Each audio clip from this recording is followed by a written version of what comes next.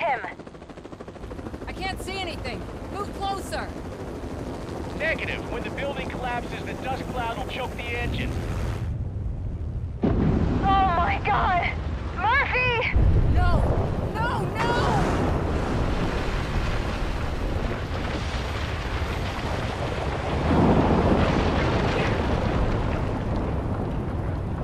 Wait!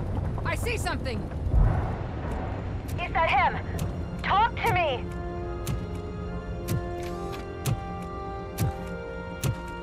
It is me, Louis. It has always been me.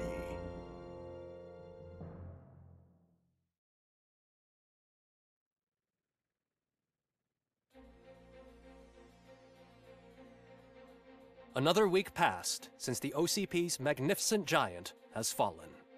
OCP's new CEO assured us that the destruction of its headquarters will not stand in the way of finishing Delta City. Japanese corporation Kanemitsu has already shown interest in OCP's most prominent project. We at Media Break welcome them with open arms. Delta City, yokoso!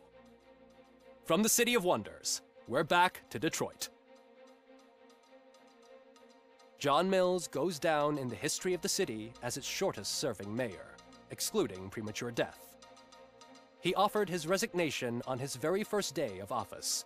According to a reliable source, Mills expressed, and I quote, "I did not sign up to run this dump." Are the new elections ahead of us, and has the city recovered after the previous ones?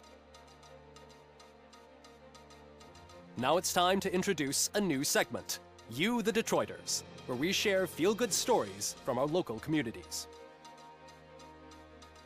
Disgraced Senator Farrell took hostages at the local theater and called for his reinstatement.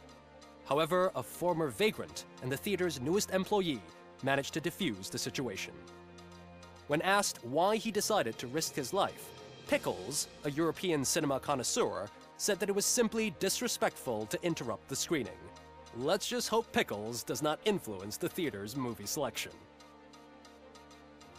Next up, Sunblock 5000 model nearly torn to pieces by an ED 209 after not adhering to the 209's instructions. The dispute over a parking space could have turned deadly if it wasn't for Dr. Olivia Blanche, a seasoned psychologist who managed to keep a cool head during the 209's intervention. Dr. Blanche's new book, Coping with Loss, is said to be of value to both people and machines alike.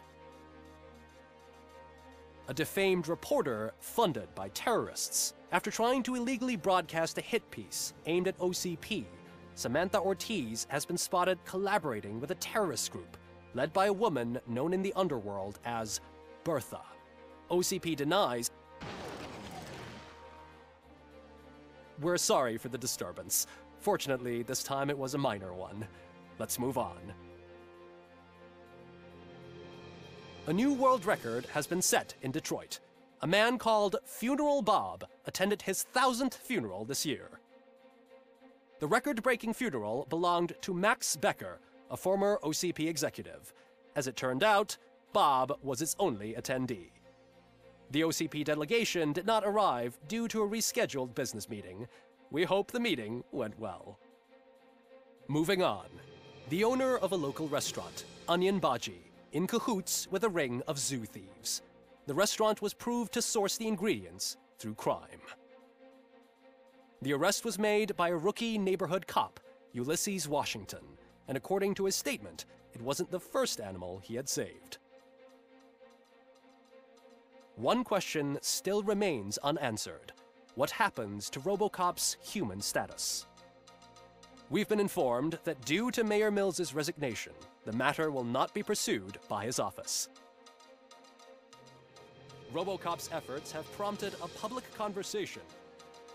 I hope OCP doesn't take him off the street. Who will protect us then? Ah! It's RoboCop! Robo, I love you! Reaper, skeleton speaker, pure pandemonium. To many more years on the force, RoboCop. It's been a busy time for Detroit. But the cloud that lowers over the city is lifting as police end their strike. "We're ready to serve," said Officer Ann Lewis, who returned to duty despite her recent injury. What heroism. Detroit can sleep soundly tonight. The question is, for how long? That's all for today. This was Casey Wong. Until next time.